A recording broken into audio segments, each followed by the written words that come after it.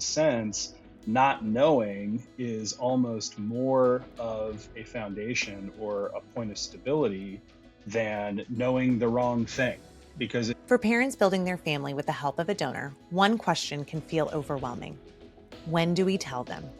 Today, I'm joined by reproductive endocrinologist Dr. Danny Shapiro and donor-conceived adult Josh McLaurin. More than 30 years after Dr. Shapiro became a sperm donor during medical school, Josh discovered he had been conceived from one of Dr. Shapiro's donations. Together, they share their perspectives from both sides of donor conception. Not DNA may be disposition, but it's not destiny.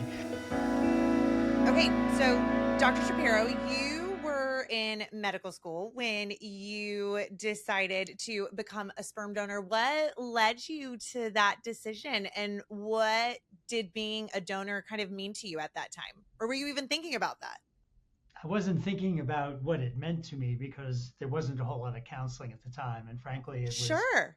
a financial decision because it was cash Yeah. and yeah, 75 bucks a pop. And I was a broke medical student. So it was like, okay, here's some spending money. Why not? Yeah, for sure. Did you think about at all just the children or about the families that would exist because of your decision, or not even that? I mean, I indirectly sort of kind of knew that it was working because they Okay. kept asking me back. But it was a totally different day and age too. It was fresh samples. They didn't quarantine or freeze. Mm-hmm. HIV had been identified, but the FDA hadn't come in and said you have to quarantine on the basis of infectious disease yet. And Mm-hmm. so when someone needed a donation, I carried a beeper or I checked in on my answering machine, 1986, right? And it was amazing technology. You could use your touch tone phone to do playback. And if there was an emergency, Sure. we need to set something up, then I'd call them back and say when. And they would say, show up at the clinic at such and so a time. And they'd get a fresh sample and I'd leave. Yeah. Or, or if I was on rotation at Grady Hospital and the clinic was in central suburban Atlanta, I would put the sample unproctored with just my name on it in a paper bag on the Grady bus, and it would ride from Grady Hospital to the Emory Clinic. Wow. Yep, So much has changed. very different day. Mhm. Very different day and age, for sure. For sure. So, Josh, going to you, when did you first learn that you were donor conceived, and what do you remember about that conversation? sure, I was 31 years old. It was 2019. My mom called and she was kind of worked up, and I didn't know what the topic was going to be. I was a little worried. And she Mm, said, she was worried about our relationship and the consequences that would have. She sort of prefaced, before I tell you this, like, I hope you don't, get really angry. And she okay. said, your dad is not your biological father. And then sort of started to explain, back in the 80s, your dad, I guess my dad was 48 when I was born. And so I don't know if he had a procedure or what the deal was, but basically they made the decision to go the route of getting a sperm donation, and they had decided not to tell me. And if you ask her, well, why didn't you say anything? She's like, well, it was the 80s, right? Which Sure. I know from law firm partners I've talked to means something profound in every context, and so it's right, and wild times. And so basically, I didn't think I'd be angry. I thought, well, okay, I've heard weirder news in my life. I'm not sure if I have, but at the time I felt like, oh, this is not so bad. And I thought, I'm not going to get angry. I'm not mad. I can take this in stride. But I did get mad. And it took me a little bit of time to realize that I felt like I should have known earlier, that there were some mysteries, biomedical, whatever, that Mm-hmm. would have shed some light on. Yeah, just in general, I had to go through a process of adapting to the information. What made it tough is my dad passed away in 2022 of cancer. And so the cancer Mm, started coming back in 2020. And so I wanted space and time to process all this information, especially I was pretty well into my adulthood at the time. And I didn't really get that luxury because my priority and what I chose to do was to spend as much time as possible with my dad and sort of let Sure. bygones be bygones during that period of time. But that was a choice. I think if I had felt like there was no consequence, I probably would have taken a lot of space, many, many months, done a lot more Mm-hmm. reading and research and processing, because it did feel like some kind of a betrayal. And it was kind of even a surprise to me to realize that I felt that way. Josh, I want to go back a little bit. I know you said your mom just randomly called you out of the blue. What was her catalyst for deciding to share this news with you? Was it your dad's health? No, and that's a question everybody asks, and there's not really a clear answer to. I think she just felt like she wanted that level of transparency. Why she Yeah. wanted it, I don't know, but it's the kind of thing I think can build over time. What, I mean, I know you weren't able to take the time that maybe you would have wanted, but as you were kind of just naturally processing things, what questions did you find yourself asking, or what were some of the things that just kept coming back to you? Yeah, well, I mean, there's discoveries that come from it. I don't know that I knew what questions to ask. Once I had the Yeah. information, I got 23andMe done. So I asked my mom, hey, I told her to pay for it. I was like, you held this for 31 years. You get to pay for the Cadillac version of 23andMe. So she, zelled me $400.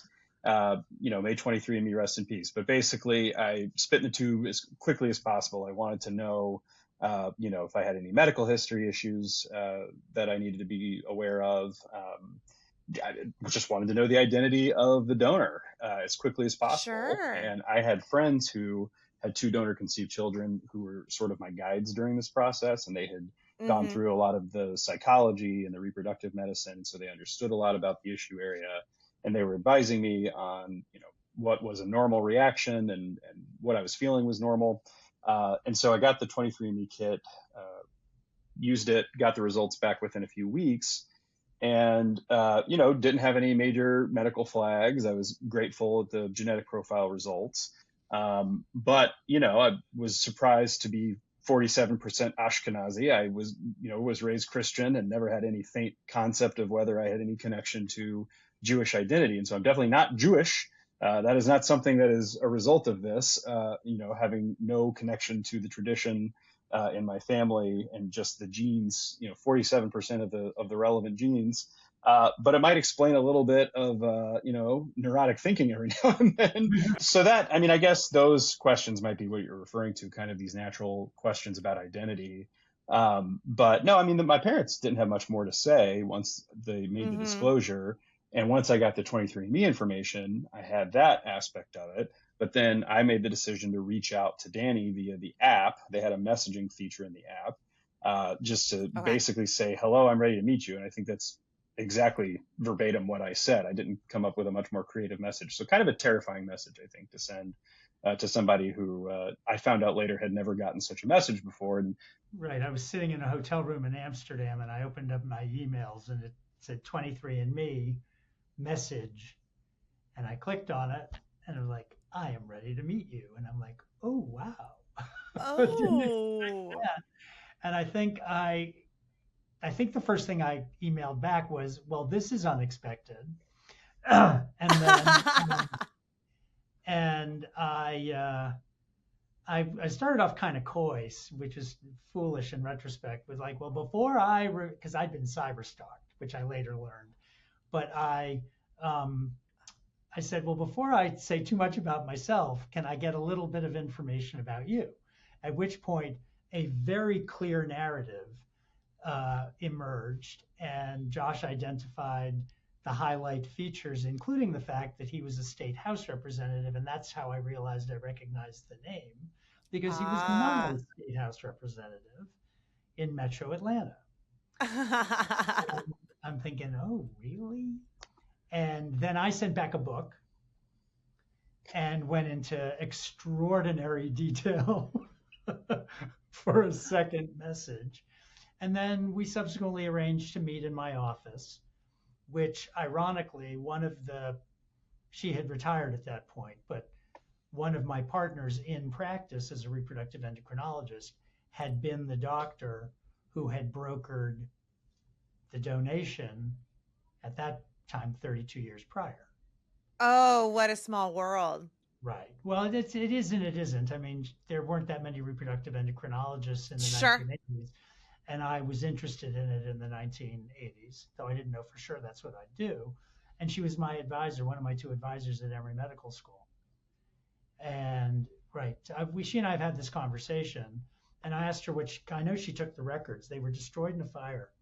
So I don't know if there are others for sure, but Uh-huh. somewhere embedded in those singed records would have been when Josh's family received the sperm. Gotcha. No. Gotcha. I think that the key insight about, and Danny and I have become advocates for early disclosure when we do talks like this, the point we try to stress to professionals in the reproductive medicine space is, look at us as an example of what happens, what can happen, both good and bad, when a disclosure is 3 decades too late. And, I think Danny was caught off guard because he didn't know, his own mental profile reflected in me. I mean, it was, useful to him to see, in his late 50s, some new information about, his own genetics that I helped be a mirror for him for. But, he also didn't know up until that age that he had a donor conceived person walking around. That's relevant information, I think, for him to know. On my side of it, there are key aspects of identity formation. When you go to the doctor's office and you write down your medical history, and half of it's wrong every time, and you have no idea, and you end up Sure. feeling weird about the waste of hand energy that goes into that. As small of a thing as that sounds like, it's just a dignity issue that you feel like you've been told something that's a lie on the basis of which you've built part of your identity. That's a significant thing to be dealing with. And some of this stuff is difficult enough when you're a kid and you need adequate support and guidance and explanation during key identity formation stages. Mm-hmm. When you're a child, it's a developmental stage. So doing some of that out of order in your late 20s or 30s or beyond, that's hard. And I think as an adult, you do have more tools potentially to deal with it. But just the disjunctive nature of it, Danny's quote, well, this is a surprise, right? That it's just, Yeah. it's something that you don't expect to be having to confront or deal with later on in life once you have a pretty well established concept of self. Sure. Sure. I think it's really funny, you, Dr. Shapiro, that you said, well, this is a surprise, especially considering that you are a reproductive endocrinologist. And so you have been on both sides Yes. of, yeah. Yeah. Though I mean, I was a donor in the 80s, stopped donating in 88. So the youngest possible offspring from that right now would be 37, Mm-hmm. right? Everyone else would be well into adulthood, potentially have kids of their own. And there was a point where I had put myself on donor sibling registry, right, 2008, 2009, primarily because my kids were at a day school where one of the teachers slash parents was on the cover of the National Enquirer, Uh, where she had her own reality TV series briefly. Her kids were both donor conceived, and her husband was, frankly, a little humiliated by it. And the whole way that went down wasn't right, but there was kind of a message coming through, which is kids who come from donor conception really do have a right to know who their half siblings are and potentially who the donor is. sure. And right. And so I thought, I'm curious partly, but also not a bad idea to put myself out there. So when it was free, I put myself on donor sibling registry and there were no matches. And I'm like, yeah, okay, fine. I forgot about it. And once they started charging to be registered at donor sibling registry, it's like nobody's matching, so why bother paying for it? And so I'm not listed there anymore. That was 2008. So segue to 2019. 11 years goes by. I went on 23andMe because the founder of the network that owns our practice was an angel round investor at 23andMe. And he had Okay. suggested we'd have a lot of fun finding out if we're really 100% this or 20% that. And I already kind of knew I was 100% Ashkenazi. But when the 23andMe came back in the fall of 2015, which is when I did it, wasn't thinking about the potential for matching to potential donor offspring. I was Sure. thinking about, am I really 100% Ashkenazi? And actually, the original one said 99% and 1% North African. And I was actually very excited about the 1% North African. I was like, oh, some diversity here. Right. But in subsequent runs of 23andMe, before it became a research tool, no longer privately owned, it did adjust to 100%. And so the North African went away. But Sorry. right. But when I went on, yeah, there was some discussion about whether I should stay on the platform or not. And I, especially with the encouragement of a friend who turns out to have been a mental health professional who takes care of donors and recipients in our practice, actually. Yeah. And she said, well, you know what the literature says. And I said, right. It says that all donor conceived offspring have the right to find their donor if they so desire. And so I decided to stay on and just let it ride. But then it was another Hmm. 3 years before Josh reached out. So it was out of Yeah. sight and out of mind. Um, but yes, it was quite unexpected. It did lead down for me anyway, a pretty interesting path. Josh referenced it already, the mirroring. Right. The Yeah. two of us have identified multiple areas of overlap, some of which I see in my kids as well. Um, Most of it either hilarious or good, but for me anyway, the one that struck me was the description of the OCD symptoms because I'd never been Mm. formally diagnosed, and when I heard the symptoms, I'm like, oh crap, that's me too, and I'd never really dealt with it, and um, Josh became the catalyst and the mirror and the window all at once Hmm. that let me see it, understand it, and pursue resolution to whatever degree you can resolve it. And I did. I got the proper help, and it was transformative, really. So Yeah. this is the part of this for me anyway is that usually the story is about the donor conceived person finally finding the donor, and then they understand everything or whatever. For Quote me, it unquote. Yeah. went the other way for me. So I hadn't expected that result. I wasn't thinking about it, but sure enough, it gave me insight into self and Yeah. made getting into my mid 60s a little bit more tolerable. Um, but it's been a really interesting journey. And it's helped me understand that there's a lot that's genetically pre-programmed behavior, Hmm. thought process. Um, how you react to it, of course, varies individually, but the base wiring appears to be genetic.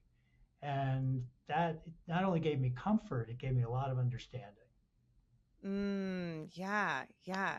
Well, and I feel, I mean, what a beautiful highlight of, again, just like you said, the how this really is just a both sides. We'll get right back to the show in just a second. But real quick, have you ever thought about doing something truly meaningful for someone else? At Egg Donor and Surrogate Solutions, we've spent the last 18 years helping women like you make a life-changing difference by becoming egg donors, giving hopeful parents one of the most precious gifts possible, the chance to grow their family. If you're healthy, between the ages of 21 and 28, and curious about how egg donation works, we'd love to support you. You can download our egg donor journey and compensation guide at createahappyfamily.com. You might be the missing piece in someone's family story. All right, let's get back to the show. For you, Dr. Shapiro, how has this kind of changed maybe or just shaped conversations that you're now having with intended parents? Totally changed it. Yeah. Um, I took the lead honestly from Josh because he's in the public space. I am too, but in a very, very, very different way. And especially in the current climate, I want to make sure that before I start talking about this, that I respect whatever boundaries he wants on the conversation. But in general terms, um, it's totally changed the conversation with my patients. Some of whom, it's not private, obviously, we're doing a podcast about it. I tell them my story to illustrate the importance of early disclosure so that when they're Yeah. going through either donor egg or they're intending to use donor sperm, I say to them, look, you may not have a disclosure until much, much further down the road, but your child needs to know as they ask what um, what their origins are, Hmm. so that when it becomes relevant, if they want to know, which is a key modifier, they would then have the agency to go check. I am certainly aware of many donor conceived individuals who don't want to meet the donor. Yeah. It's okay, that's fine, I get it. Arm's length or farther. Happy to know the name, stop there. Some want to meet once, be done. Some don't want to meet, but it becomes an individual choice. But the way that evolves is the child has to know from the beginning Hmm. that, as the mental health professional I referenced before, and I have been saying for years, we loved the idea. This is what you say to the kid. We loved the idea of you so much, and either in the case of an egg donor, mommy's eggs weren't working, or daddy had a sperm issue, and whatever the source. And so we loved the idea of you so much we couldn't be without you. And so this is what we did to get you. And framed like that, the kid feels loved, wanted, integrated into the family they know, and it just becomes like a commentary on the side of the playbook. Sure. It doesn't become the central feature. Um, Hmm. I think one of the things that maybe Josh can speak to this better than I can. One of the central features of this for people who find out late is it's a shock, and it does, at least for a short period of time, become a central feature of their thinking, um, and it can be disruptive. And so to ease that and prevent that, early disclosure, Yeah, for casual sure. conversation, truthfulness. Don't have to be overly inclusive with the information with a 7-year old, but as they age and they can handle the information in increasing detail, Hmm. we ought to share it. Yeah. Josh, can you speak into that just a little bit more? I will say it's made a big difference, in the sense that it gives me more of a mirror to be reflected in. That mirror goes both ways. I mean, Danny learned information. I feel like it helped me locate sort of a missing, you know, almost like a leg of a tripod is an analogy I've used before. That you kind of have this Yeah. like slightly unstable sense of self, that you're not quite grounded. You don't have your sense of where did I come from. I mean, there's a reason that since the dawn of time, people have told stories about their own people, their own, their mythology, about where the universe came from. It's like a sense of psychic security to know where you and your people and your place comes from. And so Hmm. it may seem small, and there's certainly people who find a way to power through. If people have absent parents, or if you're adopted, there's all kinds of, especially prior to the technology of direct to consumer testing, people had to just make do with not knowing. But in some sense, not knowing is almost more of a foundation or a point of stability than knowing the wrong thing. Because if you Mm. don't know, you can at least say, well, there's some things I won't try to understand about myself because I don't have the information to do it. But if you quote unquote know the wrong thing, then you're misfiring. You're trying to square a circle, and there's an inherent tension to that. You think something's true about yourself that's not. And so disclosure, I think the way to think about it is less filling a hole that must be filled, because plenty of people live without knowing some of that information, but it's more Yeah. about correcting an incorrect disclosure that exists by default. No, I like that. For you, as you were just navigating how you were going through this, what made you decide that you did want to meet your donor, and how has that evolved for you? No, it was immediate. I mean, I wanted to know who Danny was immediately, because I wanted to just get as much information as possible so that I could have my bearings. I mean, for me, it was a big shock to hear that mismatch had been happening for me for 31 years of believing something that wasn't Mm-hmm. true. So I wanted, nobody wants to feel naive or like the world knows something they don't know. Everybody wants to be let in on the secret, on the joke, on whatever it Sure. is. And yeah, for me, that was, I wanted to know immediately. Now, I think, Danny's right. In some people's experience, for whatever reason, they don't necessarily need to know. And we went to a conference a few months ago where I met a guy who reached out to his donor, and his donor had, I guess, been connected with a lot more donor conceived persons. So unlike Danny, Mm-hmm. who's only met me and doesn't know if there's anybody else out there for sure, this person, I guess, had been contacted repeatedly, and the donor conceived person I spoke with said that their donor didn't have much interest in talking more or having much of a relationship at all. And I understand that too. I mean, one thing Danny and I often say is we just happen to be both extroverted and have an interest in this type of dialogue and maybe the public benefits that could come from having an open conversation about disclosure and the mental health benefits and the life benefits that come from that. We're Mm-hmm. predisposed toward that in a way that maybe some other donors and donor conceived persons would not be, and empirically have not been. So one thing I definitely say, if I'm talking to anybody about this, is it's not a one size fits all thing. It's very much, the conversation is centered on everyone's agency and autonomy and doing what feels safe and doing what feels comfortable. Danny and I have hit it off. We're friends now. That's great. But again, I think that's just one of many possible acceptable or recommended outcomes, depending on people's profiles. Mm-hmm. Yeah, for sure. Do you, Josh, specifically have any just advice or words of encouragement to other donor conceived persons who are maybe finding out just about their quote unquote parentage, later in life? Yeah, sure. I mean, I think what ends up happening is it's kind of like a princess and the pea situation. This is, people talk about on the message boards for this stuff that they always knew something was off or they had an instinct. In my case, I Mm. remember asking my dad, maybe when I was 10, I don't remember the exact age, hey, it occurs to me that I don't have a memory of leaving the hospital. So I didn't have like a CCTV camera trained on my mom and dad at all times when they were leaving Northside Hospital. Are you sure that I'm your biological child, both of you? And am I your biological child? And I remember my dad, he didn't say yes, he said sure, which is the kind of thing you say when you're like, oh, that might as well be true. And at the time, I didn't clock it as not fully forthcoming, but I think he gave me sort of a throwaway, like, yeah, might as well be, sure, why not? Uh, and Wow. and that was enough at the time. I didn't, I guess, question any further. But looking back, I recognize I had the instinct that something was a little bit off, which is in line with the experiences of so many donor conceived people. And so I think that the problem, one of several problems with waiting until later in life for a disclosure, is that the psyche has to deal with that splinter somehow.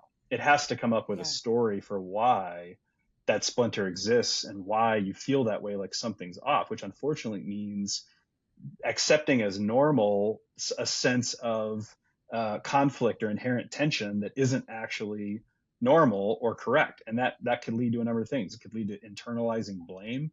Maybe it's my fault that I'm Mm. misperceiving this. Maybe I shouldn't trust my own perceptions. If I feel like something's off, but I have no evidence that it's off, maybe I need to up my anxiety meds or this, that, or the other, right? Like I think there's a way where you can easily see how just a couple steps removed from that splinter, that princess and the pea moment, is adapting in a way that's a little bit maladaptive, and maybe it's a coping mechanism you have to adopt to get through.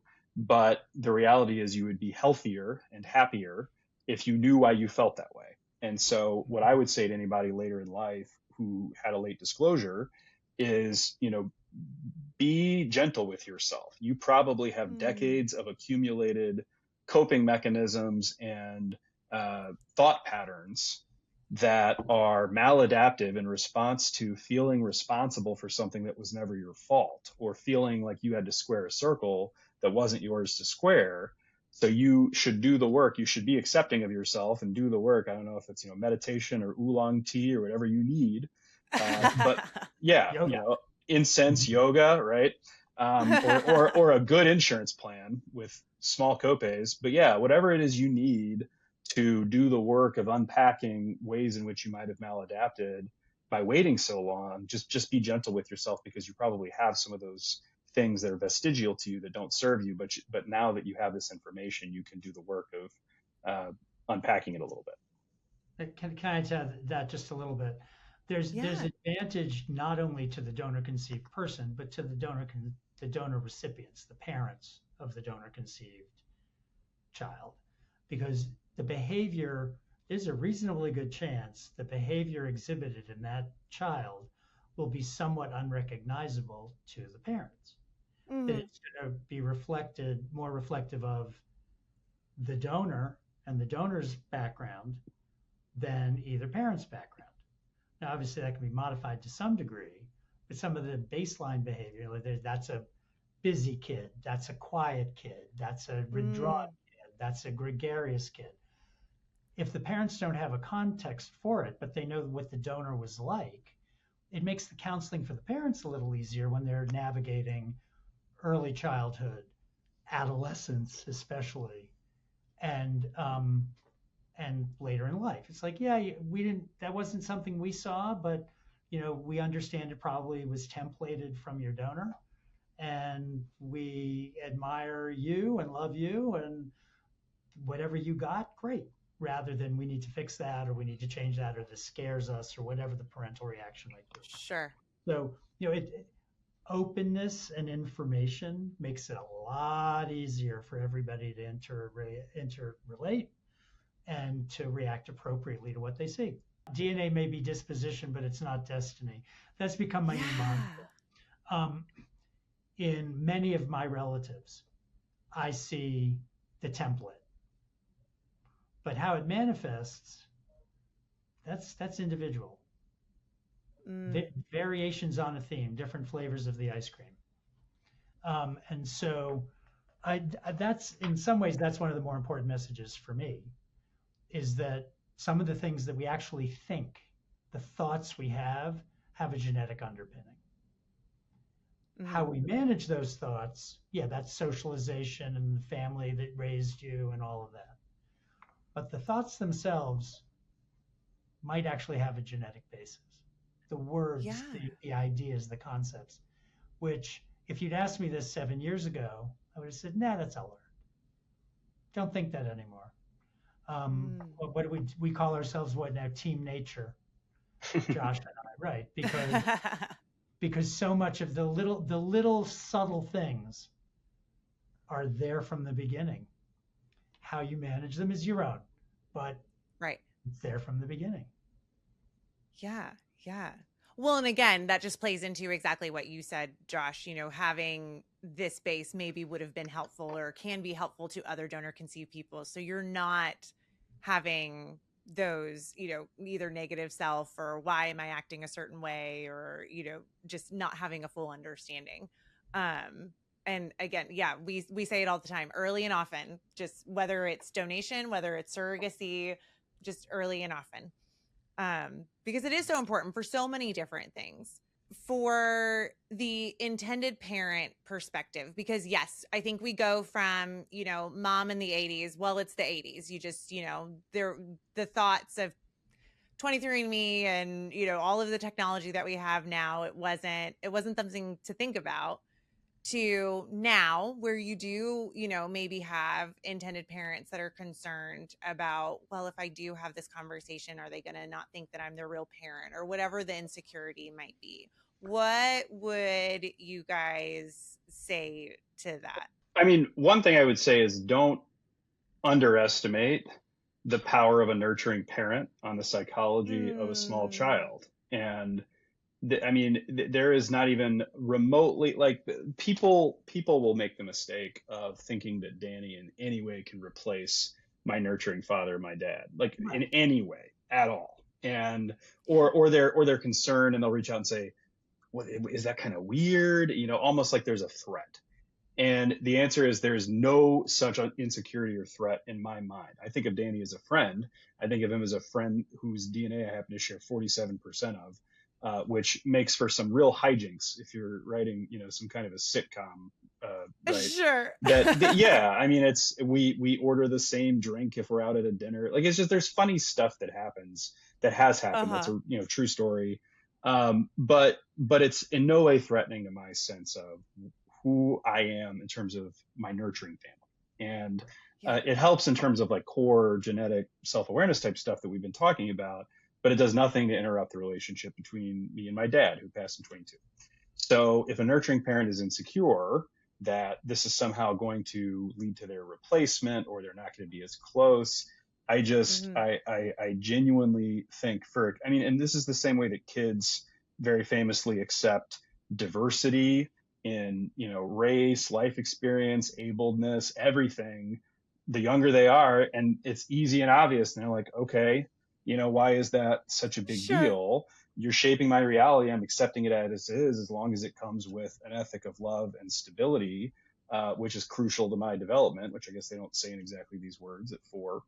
But as long as, the reality that you're handing me is a safe one where I can be nurtured and thrive, the details don't really matter so much. And I think that's the spirit that nurturing parents need to be reminded of, is that that you're their child's you're your child's entire world, and they're going to take all of their Yeah. cues about what's normal and not from you. And so it's really your script to write, which is why Danny and other psychiatrists that he works with and that I've come to know, through this experience, talk so much about writing a script for the kids. And Mm-hmm. just, you heard a minute ago from Danny, the way we talk about this, it actually is not that deep. It doesn't have to be that crazy, because a pretty basic explanation that is centered in love and nurturing does the trick. So, here I am, a lawyer with I stopped taking math and science classes in college, but take it from me. I know what I'm talking about. Developmental psychology 101, courtesy of me. But no, I mean, There you go. I think that there's a lot less to be threatened by than people think there is. Right. And there are people who have heard the story. Their eyes pop a little bit, mostly because of who Josh is, and the fact that I was his constituent, still am, right? That's part of the eye popping part of the story. But when they use family terms like father, son, Mm-hmm, mm-hmm. we both reject that, and not because we don't feel Like he's a nice guy. right, nice guy, right. Right. And it's very reassuring and validating to see the template out in the world and doing fine. Sure. But it's not the same as the touching memory of mending a skinned knee, or the conversations in carpool on the way to school. It's not the same thing. Sure. And nothing would ever replace that with my own children. And I wouldn't Right. expect that Josh, after 31 years, is like, at last, no, it's not like that. It's fascinating, I think, to both of us. For me, validating, reassuring, find all the right nice words that psychologists approve of. But it doesn't mean anything more than that. And I correct Yeah. people when they use the family-centered terms. It's not, no, Mm-hmm. that's not exactly right. Yeah. Yeah. Yeah, for sure. Well, again, thank you both so much for just your candor, your vulnerability, and just being open and honest about this, because I think it is so important, especially, as we are forever in this day and age of all of the technology and everything always advancing, but, families still being built in such a wonderful way, and making it something that is just, like you said, it's just the reality, and it doesn't have to be anything more than that, or overcomplicated by any stretch. I have one last question for the both of you, and it's a fun one. As I stated earlier, Coffee and I may be a little codependent, and so I always love to ask the question, what has filled your cup lately, literally or figuratively? What has filled your cup? Wow. Reliability, I guess. My nutrient dense superfood with electrolytes and antioxidants right now is self-awareness is a really great drug, and allows for really valuable self-talk, which honestly I didn't have before all of this. And so what fills my cup now, knowing that I can self-soothe, frankly, wasn't so easy in the past. And, I think I can do it now because instead of, blame and shame over some of the crazy going on in my head, I can say, oh, there it is again. Okay, whatever. Yeah. Yeah. That's me. What about you, Josh? Sure. I would say belief in something bigger than yourself. There's a lot of hopelessness and despair in the world right now. People are exhausted for a variety of reasons. I won't be more specific. But a lot of the solution depends on people believing that if I take this step or I lay this brick as perfectly as it can be laid, then, I won't build the whole wall by myself, but many other people will help me. And so there's sort of a faith in things larger than yourself requires a lot of selflessness and patience and courage. But I see a lot of that. And I think that for those folks who are listening and worried about anything in particular, we can do it together. It sounds trite, but it's trite because it's true. Right. Exactly. It stems from being able to trust yourself. Yeah. There you go. Yeah. Oh, I love it. I love it. Well, thank you both so much again, just for your story, for sharing everything with us, and just for continuing to just spread your experience. Really, this is incredibly amazing. So thank you guys. Thank you. Great to be on. Thank you.